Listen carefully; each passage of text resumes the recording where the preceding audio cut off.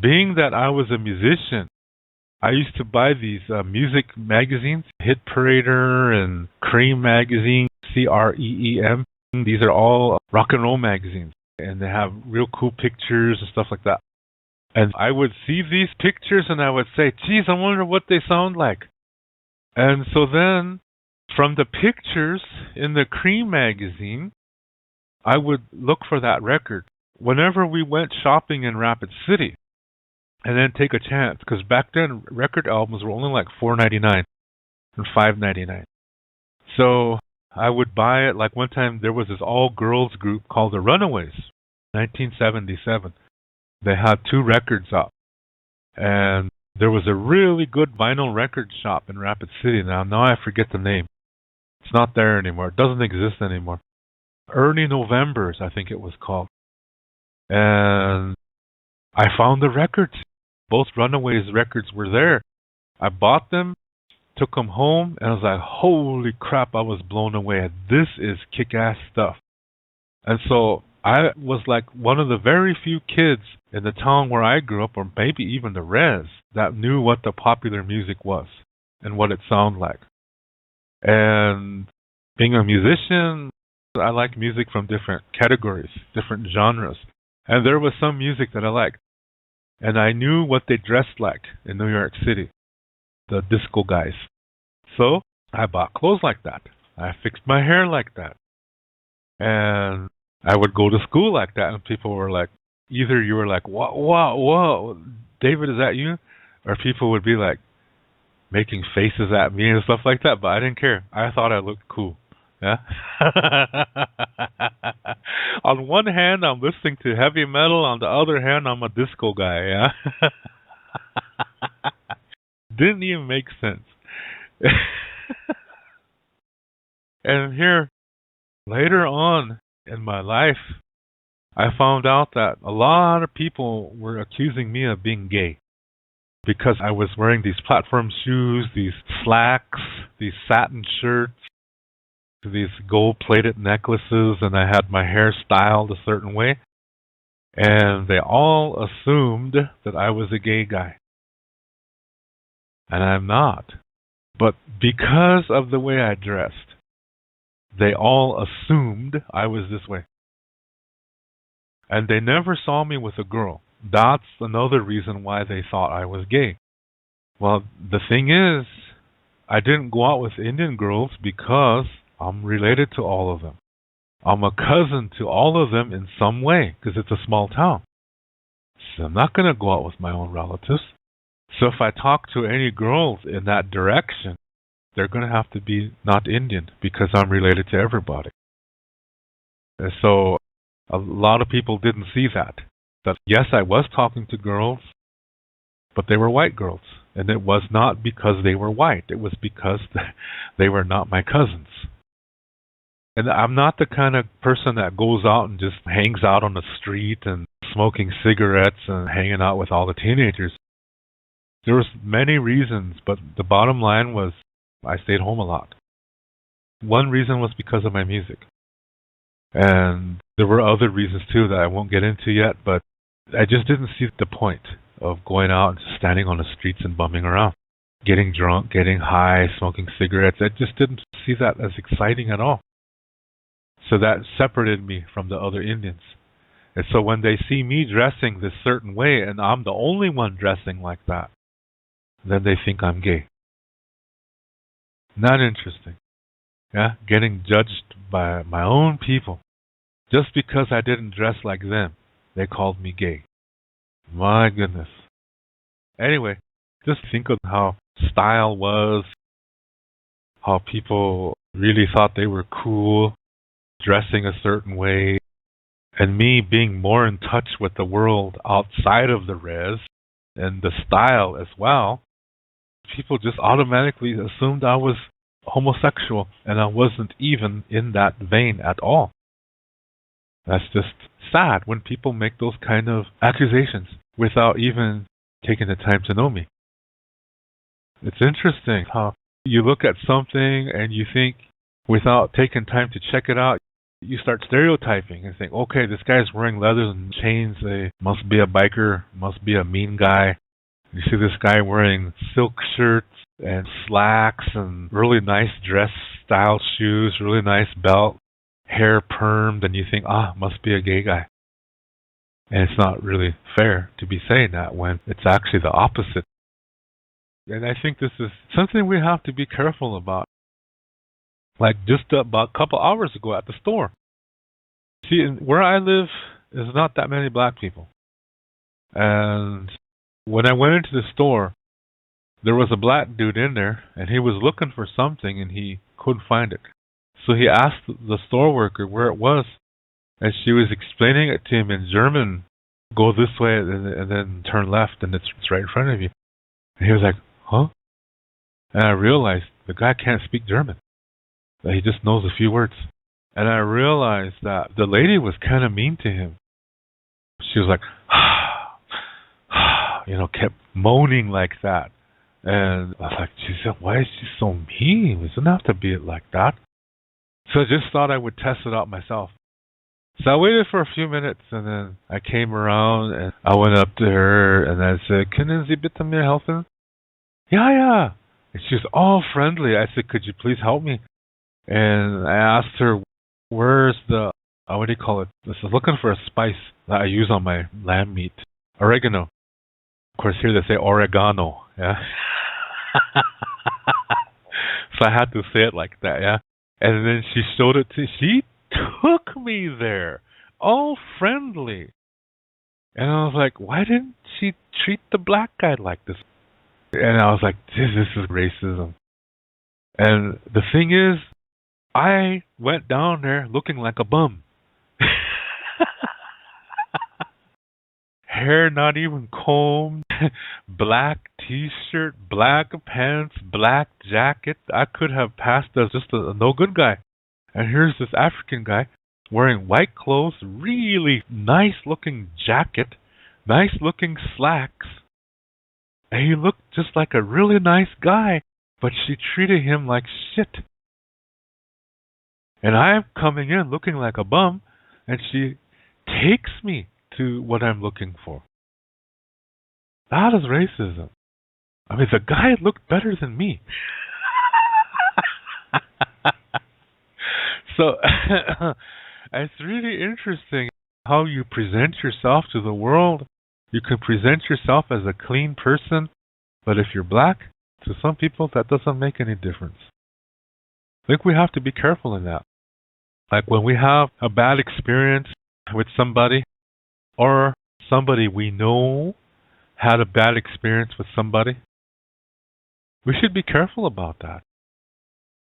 For example, I have a half-brother. He was studying to be an optometrist in Arizona. He was living with a Navajo girl, and they were renting a trailer house. And here one morning, somebody was knocking on the door, and so she got up to open the door. It was her brother. So she let him in. She said, I got to use the bathroom. Just sit down. I'll make you some coffee. So he said, okay.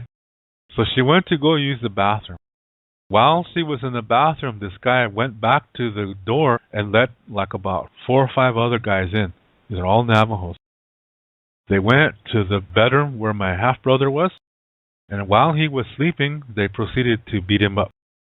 They used these big car wrenches. They really bashed him up in the head. And when she came out, she heard hollering and screaming. So she went over there and saw her brothers and her cousins beating up my half-brother. She screamed for them to stop, and they wouldn't stop, so she called the cops. So when they heard the police sirens, they ran out. But she told the police who it was that did that. So she got in the ambulance with my half-brother, and they took him to emergency in Phoenix. They had to fly him in the helicopter to this airport, and he lost part of his skull. So he has a thing covering part of his skull, but the thing is there's something wrong with him. Lots of times he's okay, but then sometimes he kind of goes off, and it's because of that. And so our father, we have the same father, and when he heard about this, my dad, who's a very simple man, And I don't mean that in a disrespectful way. So my dad lived in a town in Nebraska. There's a lot of Mexicans living there. They work for farmers. And that's the reason why there was a lot of Indians there, because they work for farmers too. So it's a big Mexican community and also a big Indian community. Anyway, he knew that there were some Navajos living there. So after he heard the news, what happened to my half-brother, he went tracking these Navajos down. There was about 5 of them. And they were drinking in the bar. Without saying anything, he went into the bar and proceeded to beat them up. Now, my dad is a fighter. He's always been that way. He can fight, and he knows how to fight. And these Navajo guys were really dinky guys. The first one, he knocked off the chair and knocked him out. And then the second one, he grabbed his head and slammed it into the bar counter and knocked that guy out. The other 3 broke beer bottles and they proceeded to surround my dad. And when one of them lunged at him with that broken beer bottle, my dad caught it and turned his arm around, so he ended up stabbing himself. The Navajo guy stabbed himself. Then he used that guy as a shield and went towards the other 2 and threw that guy over the other 2. And so all 3 were laying on the floor. Then he proceeded to stomp on their heads. And the bar owner just stood there. It's really no good bar, yeah? And so my dad beat those 5 guys up pretty bad. Then with the bar owner, they picked up the guys and they threw them in the trash dumpster behind the bar. Then he sat down and had a drink. He was going to wait till one of them came to. So he was sitting there drinking some beer. Then they heard some movement, so he went out there real quick. He had a big stick with him, so he went back out behind the bar. And one of them was climbing out of the dumpster. So my dad went out there and he said, "I'm going to kill you." And the guy said, No. He said, "Whatever we did, we're sorry." And so he said, "Wait till those other guys up. I'm going to kill all 5 of you." And then so they were standing there waiting. That other guy was just really scared. And they started getting up and they were talking Navajo to each other. So my dad, every time they said a Navajo word, my dad would hit one in the head with the stick till they stopped talking. Because he didn't trust what they were saying. My dad is a big guy, and he's really tall, and he's big. He's taller than me. And he has really wide shoulders. If you've met me, you know my shoulders, yeah? My dad is bigger than that. And so he went and he told these guys, he said, "I'm going to give you a chance." He said, "I want you to run to the train. You get on that train and don't ever come back here again." He said, "Because if you come back, I am going to kill you." Yeah, okay. They said they start running. So my dad chased them. He chased them with this big board. They were running towards where the trains were. And now these are not people trains. These are the kind of trains that take grain and wheat and cows, things like that. This is not the kind of people train like the Amtrak or what's common here in Europe. This is not that. So they saw a train heading out, so my dad told them to jump on that train. And those Navajo guys, they said, "I think it's going the wrong way." So I don't care. He said, "Get on there, or I'm going to kill you." So they start running and they jumped on the train. And that was the way my dad dealt with the news. And I was shocked. My dad said, "That's how you have to handle those guys." He said, "They won't fight you one-on-one." He said, "They're going to come at you like a pack of wolves." And the girl, she was a good girl. She turned in her brother and her cousins, and so they're sitting in jail. But she turned them in. She said, "This is not right." So there is a case right there where you see good and bad in one tribe. You always have to remember that. It's not the people in that group that are all the same way. Because the girl, she could have easily said she didn't know what happened to protect her family. She could have said that. If all Navajos were really bad, she could have said that she went to the bathroom and when she came out, she found my half-brother like that. She could have said that, but she didn't. She told the truth. Because she loved my half-brother. You see, her family didn't like it that her boyfriend was Lakota. There is racism among Indians. So funny, isn't it? So funny to hear that. But her family, her parents, her aunts and uncles, they didn't want her to be with my half-brother because he was not a Navajo. And especially because he was Lakota. You have this intertribal racism happening. But she wasn't like that. And so they didn't like that, so that's why her brothers and their cousins did that. But she stood up to her family. Yeah, she stood up to them, and she had these guys turned into the police. She did the right thing. But my dad, he didn't do the right thing. Those poor guys, they didn't even know what the hell they were getting their asses kicked for. You see the racism on both sides. And so my dad, just because these guys were Navajos, he beat the shit out of them. And this girl's male relatives beat the crap out of my brother just because he was Lakota. For no other reason. He was good to her. But they didn't like it because he was Lakota, so they nearly killed him. So you have the racism. You see that? Going in both directions. So you see, Indians, we're not all the same.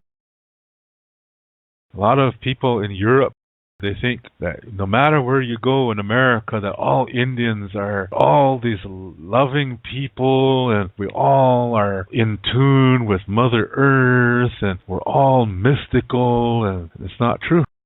We're not the same.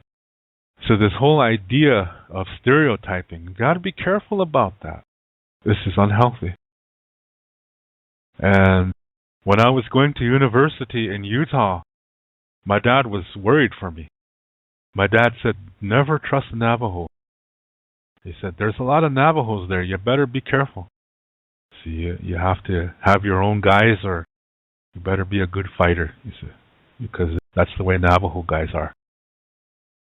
So I said, okay, don't worry. I'll be all right. So I went to university, and sure enough, most of the Indians there are Navajo. There was a Navajo girl that I was really interested in romantically. When there were a group of us, Indians of different tribes, together, she was really nice and sweet, and I was falling in love with this lady. So I asked her out to dinner. And then she said, well, see, the thing is, you're not a Navajo, she said. I said, you don't have to say anything more. I said, that said it all. I didn't even realize I was sitting with a racist. See, when you're Indian and you're with another Indian, you don't know. It's hard to tell. Because not all Indians are the same. Not all Indian tribes are the same. We don't see each other as equals sometimes, and that's racist. It's ethnocentric. And that is something that really surprised me, that really threw me. I was like, man, I never experienced racism coming from an Indian. That was the first time. It was with this Navajo girl. And that left a big impression. She was going to graduate from university with a master's degree. This was a highly educated Navajo woman. And she said she couldn't be with me because I'm not a Navajo. When I heard that, I was like, whoa, Ku Klux Klan here. Oh my goodness. That really shocked me to hear that from a brown-skinned girl who was just as brown as I am. I couldn't believe a beautiful woman like that would talk like that with a master's degree. This shows to you that just because you have a university degree does not mean you're smart. Always remember that there's good people and bad people wherever you go. I made friends with some really good ones. One guy was named Sam. The other guy was Larry. And then there was a third one. I don't remember him. He was a cool guy to begin with. And then one time Sam and I were visiting. And here Larry and this other guy came in. They were drunk. And Sam is a bodybuilder. He's like a Navajo Arnold Schwarzenegger. I'm not kidding. He's He's a tall guy, and he looks like a Navajo Arnold Schwarzenegger. He's got the same kind of face, and he's really muscular. He's a bodybuilder. And so when these two boys came in, Sam told them, "Say, you guys sit down, be quiet." He said, "Go to bed." So Larry said, "Yeah." Larry went to sleep. This other guy said, "I'm gonna kick your ass, you fucking Sioux Indian," he said. So Sam told him, "So you be quiet." So I said to Sam, "I think I better leave." Sam said, "Don't worry about it, but yeah, you probably should," he said, "because this guy could get out of hand." So I said, "Okay, I'll just be peaceful about it." So I left, and Sam told this guy, "Knock it off." I said, "But he's a Sioux Indian," he said. I heard Sam say, "But he's my friend, and you don't talk like that about my friends." And so that guy got scared, so he calmed down. I thought that guy was a friend, because I knew these guys for about 2 months. I saw them every day, and we even ate together. But after that night, that third guy never talked to me again. So then I knew that what he was saying under the influence was probably the way he really felt. But that because he was drunk, his tongue got a little bit loose, and he was saying what he really felt. So I knew he didn't like me just because I was Lakota guy. See, they don't call us Lakota, they call us Sioux. So after that, I just stayed away from him. I don't need that kind of shit. So here I have a group of 3 guys, 3 Navajo guys. 2 of them were my friends.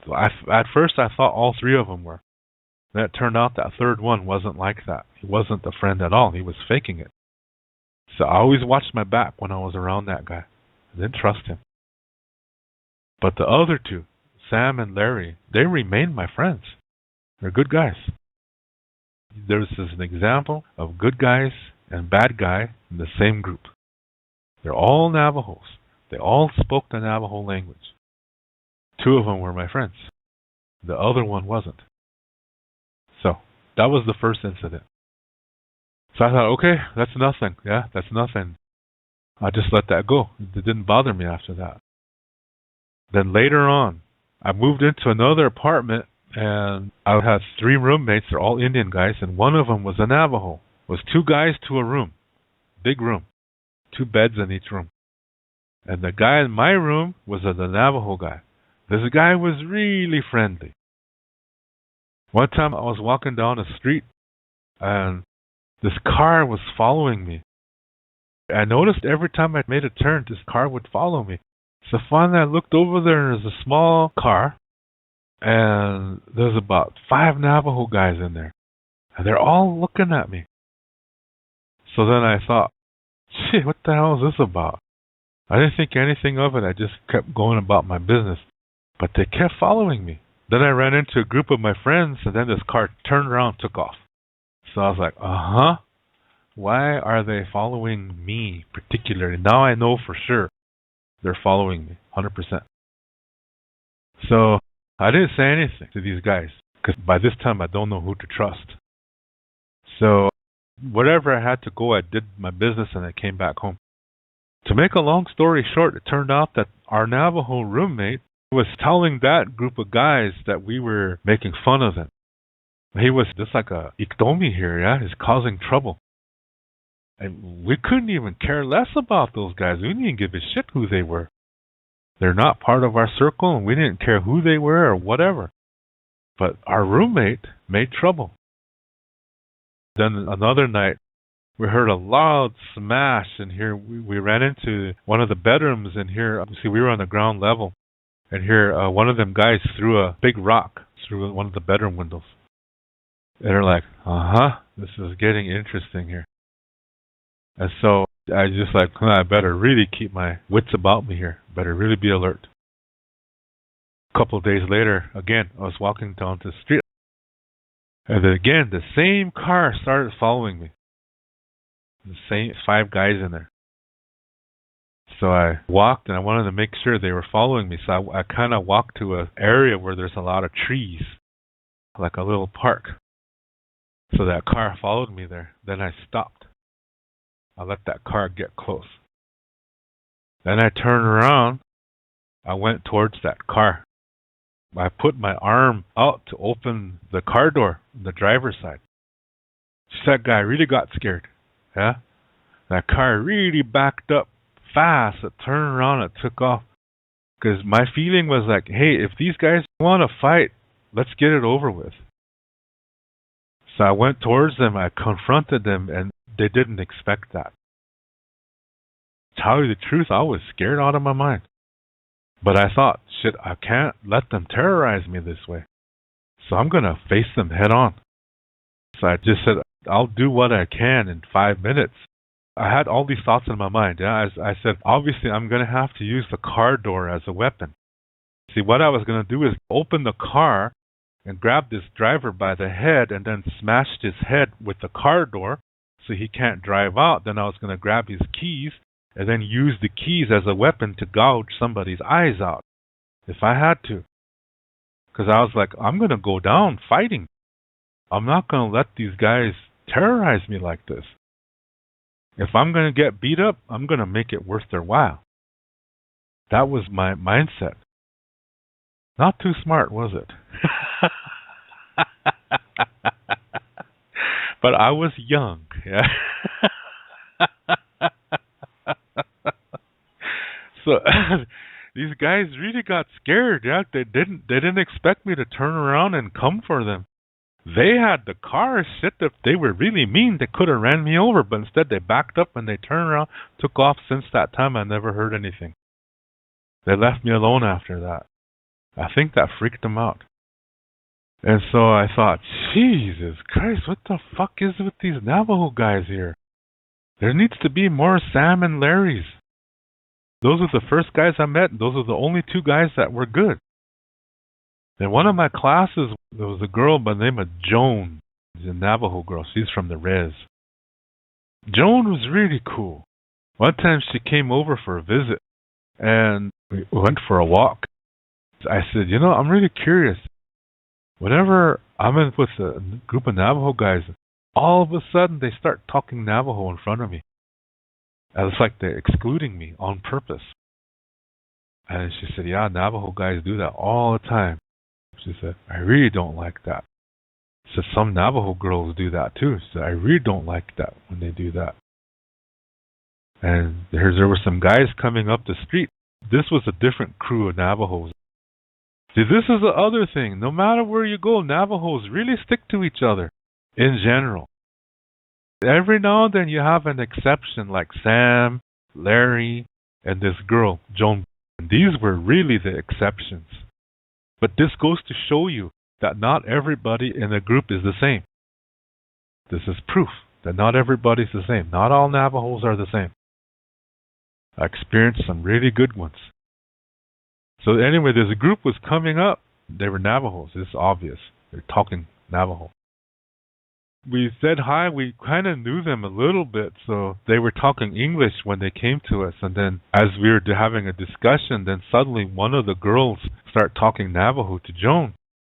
And Joan shook her head, and she said, okay, we got to go now, she said. So we continued walking, and I said, what happened? She said, that girl asked me how come I'm walking with you. Because you're not Navajo, she said. And she said, see, a lot of Navajos are like that. She said, they really don't like Indians from other tribes. And I don't like that, she said, because I'm not like that. And she said, these other Navajos, they make it look bad. They make it look like we're all bad, she said. I'm not bad. Said, yeah, I know, don't worry. I said, I know you're cool. I don't know why they're that way, she said. They just piss me off, she said. But I really watched myself, even then. But with Joan, she's cool. Yeah? She's a really cool girl. She was a good friend. Yeah? She was a really good friend. She was really a cool lady. So I approached it differently than my dad, yeah? Well, almost anyway. But see, I had to remember they're not all that way. But see, this was the worst experiences with Indians I ever had in my life were with Navajos. And it's just not just the young people. It's even among the elders too. But like I said, there's always exceptions. There's good and bad wherever you go. I know a story of a young Navajo lady. This is a true story. She met this guy at university. He's from the Cheyenne River Sioux Reservation, same tribe I'm from. And she met him there, and they got married, and her parents really didn't like it. And they moved back to Cheyenne River, and she had several kids for him. And she liked it there. But when she would go to visit her family, her parents told her, leave your husband there. You can bring your kids, but don't bring your husband, because he's Lakota. So he said, just go. He said, it's important for you to see your parents, so just go. I'm okay with it. Don't worry. And she said, yeah, but I don't like it. So at first she went back. And as soon as she got home, before she could shake hands with her grandparents, her parents made her go through some kind of cleansing ceremony to get that Lakota influence off her. That's what they told her. She said, you can come talk to your grandparents, but your children can't because they're part Sioux, they said. She said, that's it. You either accept my husband and our children.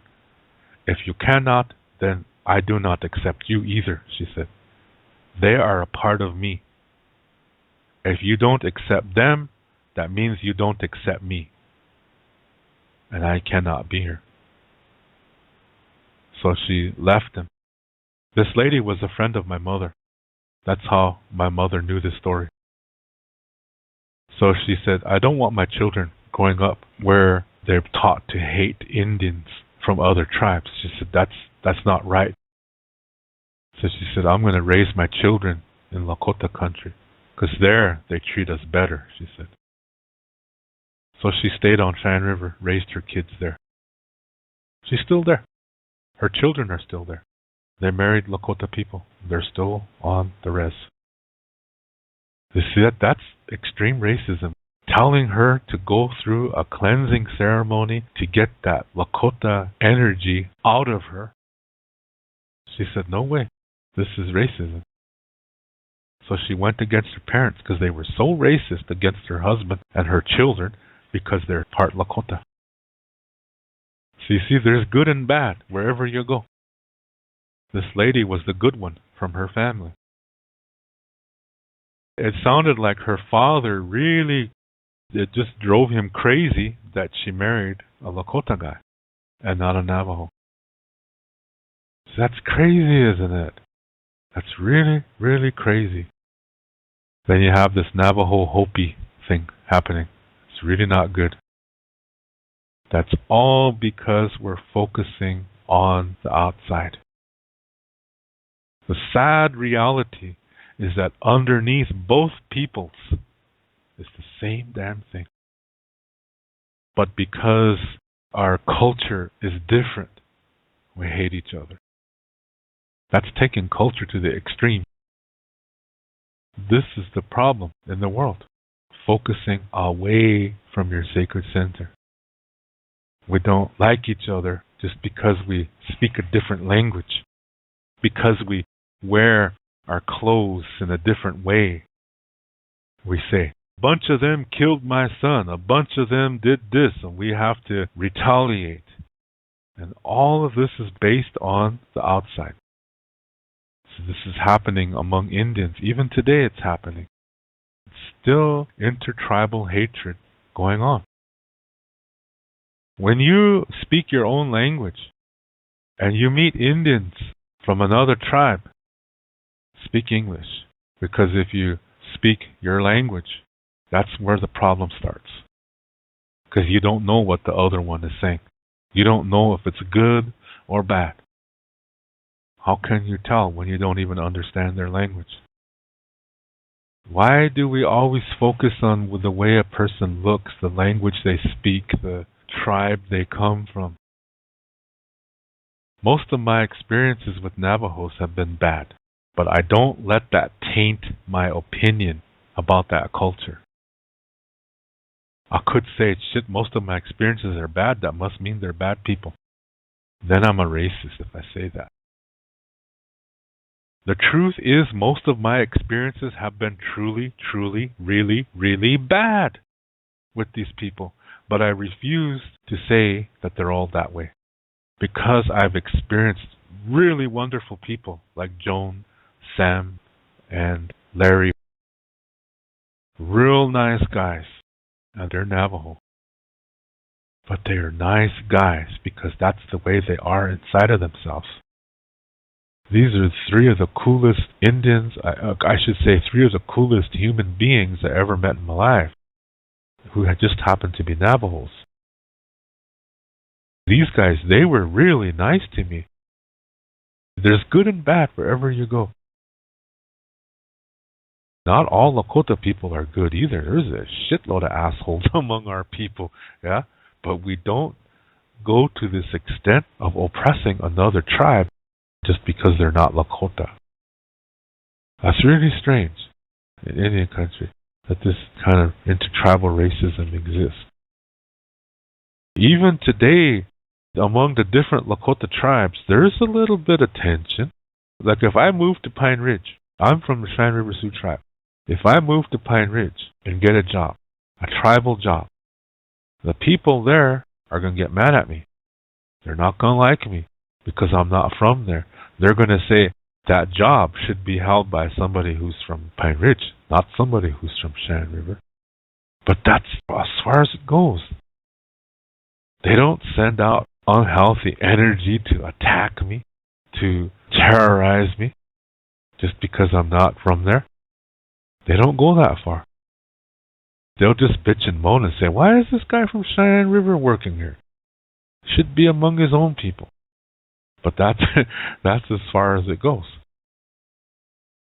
My good friend, Joan, like I said, she's a Navajo lady. She's really cool, and I really like her. All my memories of her are all nice. There needs to be more people like Joan. Not just among Navajos, but among all people in this world. Joan is a very influential person in my life. She doesn't know that.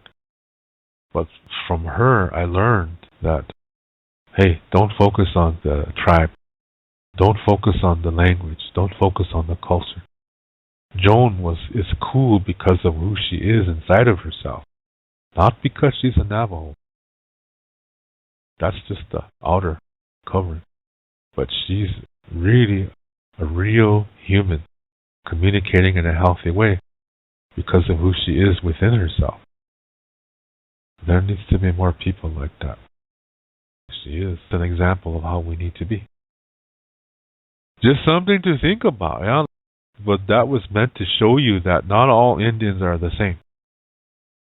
And you see how Indians can be extremely dualistic, even to the point of excluding other Indians from their association. Like with this Navajo girl I told you that I was falling in love with, and she said, well, I couldn't be with you anyway, you're not a Navajo. Well, I had the total opposite happen too. There was a Navajo girl by the name of Karen. We were at a party, and there was a guy there. There was a Lakota guy, and he was hitting on her, but he was very forceful. And Karen is a small Navajo girl, and this Lakota guy was a big guy. And I didn't like what was going on, so I went over to where that guy was, and I said, you need to go. And he said, fuck you. I said, no, you need to go now. And he said, I'll talk to you about this later. I said, I'm looking forward to it, but you need to go now. I said, you think you can make me? I said, no, not a macho talk here, yeah? I said, I know I can make you, but I don't want to embarrass you in front of this girl. And he said, shit, fuck you. And he took off. The truth is, I could have handled him because he was a real skinny guy, yeah? He's big, but skinny. I'm not saying this to be macho. He was just an asshole. And then Karen was like, geez, that guy's... I didn't know how to handle him, she said. I said, don't worry about it. I said, just stick with me and I'm going to take you back to your friends. I said, she said, okay. So as I was taking her back to her friends, we just started talking about other things. We heard the Prince song on the radio. That was 1986. It was that song called Kiss. And she was like, I totally love this guy. And I said, I know him. He's my hero. Because, see, I'm a really huge Prince fan. Yeah, and we start talking about, yeah, I got all his records. Yeah, me too. And we start talking about what's your favorite one. And it turned out we both really like songs that never were hits. Yeah, they were never released as singles, but they're songs on certain albums that we really like. So we really hit it off good. By the time I got her back to her friends, she turned around and said, hey, we should do something sometime. I said, are you serious? And she said, yeah. So I said, okay. So I said, you want to go to a movie or something? And she said, yeah, sure, she said. And I said, okay, cool. So we set up a date for that, and we went out for dinner, we went out for a movie. And I really had a good time. I said, I really, really enjoyed this. And yeah, me too. She said, you want to do it again? So I said, okay. And she said, okay. So we start seeing each other. And then I did have the discussion with her, and I said, if this really got serious, is your family going to be okay with you seeing a guy who's not a Navajo? And she said, my family's not like that. She said, I know there's a lot of Navajos that are that way, she said. And she said, I think that's so stupid when, not just Navajos that do that, but anybody who does that. I said, when Navajos do this kind of thing, they're just like the Ku Klux Klan, she said. That was one of the best experiences I had in my life was with this girl. So even though I got shot down by a Navajo racist, I didn't give up. I didn't say, geez, man, all Navajo girls are this way. Fucking A, man, I didn't say that. I don't focus on skin color, and I don't focus on language. I don't focus on the exterior. I focus on what a person is, how they are inside of themselves. Like I said, this song from Prince came on the radio, and one thing led to another. Next thing you know, we're a couple. Prince brought us together. Anyway, this girl was really a cool girl. One of the coolest girls I ever knew in my life. And it's not because she's a Navajo. It's because she is cool inside of herself. Unfortunately, I had to go back to South Dakota. This was the end of a semester. I don't know what happened to her, but if it was the beginning of the semester, I always wonder what would have happened. Back then, there was no internet. But we had a good time. That's the important thing. We had a good time, and it was one of the best memories I have in my life. And she was a Navajo. So you see, not all people in a group are going to be the same. And that's the same with Lakota people too. There's a lot of assholes among our people. But there's good people too. And it's not because they're Lakota. It's because of how they are inside themselves. That's what we need to get back to. Thank goodness there's still some of us who think that way. But we have to get rid of this, hey, it's an Indian thing, it's a native thing. You'll never understand because you're not native. We got to get out of thinking like that. Because when we talk like that, we are separating ourselves, we're keeping ourselves separate from others, and we're violating that concept of mitakwe oyasi. And whenever anything has a us against them concept, that's not healthy. And that's not the way of our ancestors. But it's up to us to change our way of thinking because the reality begins within. Everything is inside of us that's connected to one another, just like we are connected to one another. So if we have a way of communicating to one another that we both know, then we should use that so that we can help each other, that we can teach one another, we can be an influence for one another. But we have to have a common way of communicating. It doesn't mean we have to forget our traditional language. It doesn't mean that. But we should not be using language to separate ourselves from one another, because when we do that, we're separating ourselves from our grandmother Earth, and we're dishonoring her. Because each one of us, regardless of what tribe we come from or what skin color we have, Each of us has a piece of Grandmother Earth inside of us, and she doesn't give a shit about skin color. She sees all of us as her grandchildren, and we need to start acting like that. We need to find common ground and then use that to communicate to each other in a healthy way. We should be living a way in which we nurture one another, we communicate in a healthy way with one another, and even if we disagree, that we just allow that and not oppress one another because of it, and not try to force our ways down each other's throats. But as long as we can connect, because everything inside of us is connected, and we are connected to everything around us. When we nurture our bodies to live healthy lives, we need to nurture each other too, because that's the way it goes. That's the flow of life. That's the flow of energy that begins within you. Mitakuya Oyasi begins within you, because that piece of Grandmother Earth is within you. There's another sacred piece inside of you too, by the way. And communicating in a healthy way nurtures that. To learn more about Lakota spirituality, I have written a book called Wichocha Otechike. This book also includes Lakota star knowledge information. All the videos that I make, which are about Lakota spirituality, Lakota star knowledge, and cultural information, are based on this book. This book costs $99 American, and this price includes the shipping cost as well as a tracking number. And to learn more about Lakota language, I have written a Lakota language book called Shante Etaha Owoglake, Speaking from the Heart. And all my Lakota language videos are based on this book. This book cost $119 American, and this price includes the shipping cost as well as a tracking number. I also teach online, and I give spiritual consultations as well. The price for these sessions are $35 American an hour.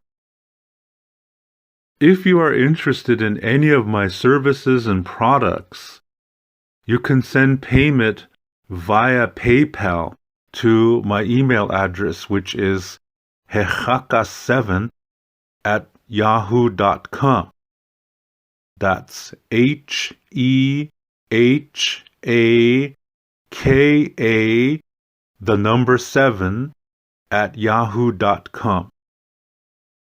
And also include your shipping address and your email address when you send your payment. Lila Pilamayelo, thank you very much.